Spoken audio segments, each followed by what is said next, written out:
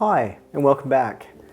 Today I'd like to talk about social anxiety disorder and life ambition. And the reason I believe this is a topic that is beneficial to speak of is that in my private practice, I've heard countless clients with social anxiety disorder discuss their struggles with this topic.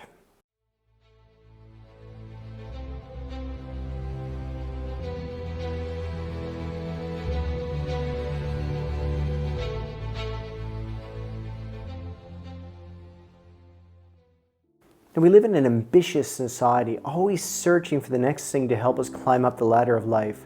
Social media creates an unnatural comparison of our achievements and ambitions. We're skewing success and purpose based on the number of likes on social media and how many friends and followers we have. We're always in search of the next high and the next accomplishment. And this is just the online world.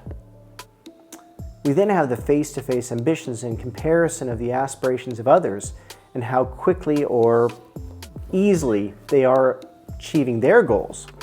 It's this wheel of life. So it's something like, okay, we achieved that. We can tick that off. Now on to the next ambition. Sound familiar?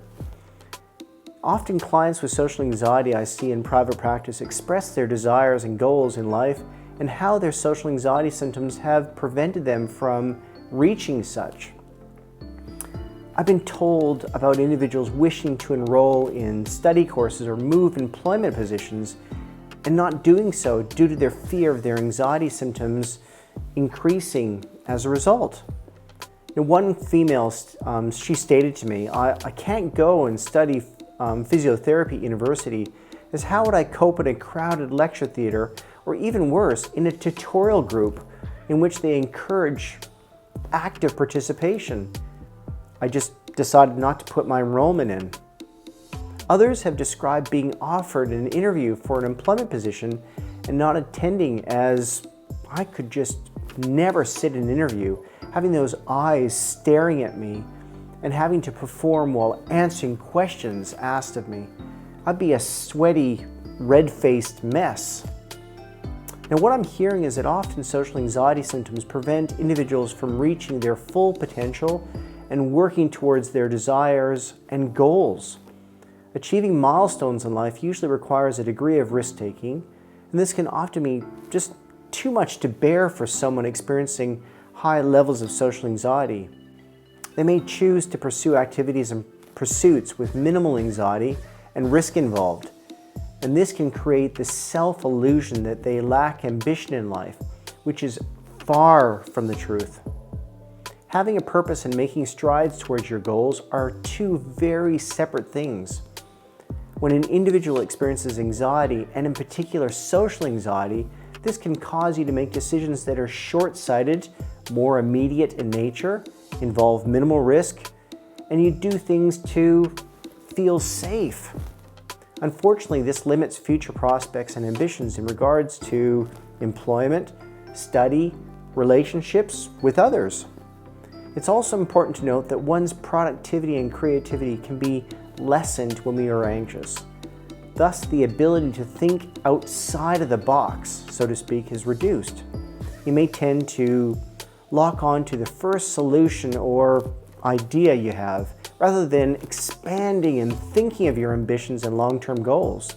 This may lead to you becoming stuck in a work position or study option without thinking of your capabilities and ability to extend yourself further and reap the rewards of, for example, a work promotion or a higher level, sort of more personal study course. Now, depending upon the level of social anxiety symptoms, it may also limit individual thinking. Social anxiety often encompasses a degree of negative, disparaging self-talk such as, "No wonder no one wants to speak with me. I'm so boring." Or, "I would never be able to sit through a discussion with my boss about that new job. It'd be just too anxiety-provoking." It doesn't take long for someone to start firmly believing their self-talk.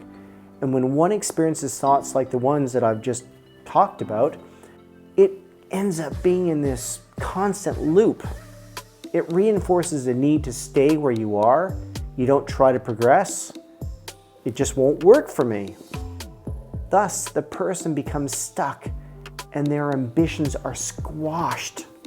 Social skills and skewed perceptions also become a part of the picture for an individual with high levels of social anxiety. Those with elevated social anxiety often state their greatest fear is of being scrutinized or humiliated by others.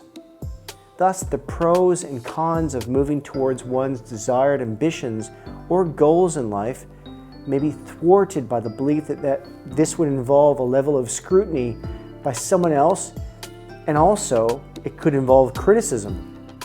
Now, individuals may also believe they don't have the social skills necessary for interactions required to move forward towards their ambitions, and thus it's just easier to just not give it a go.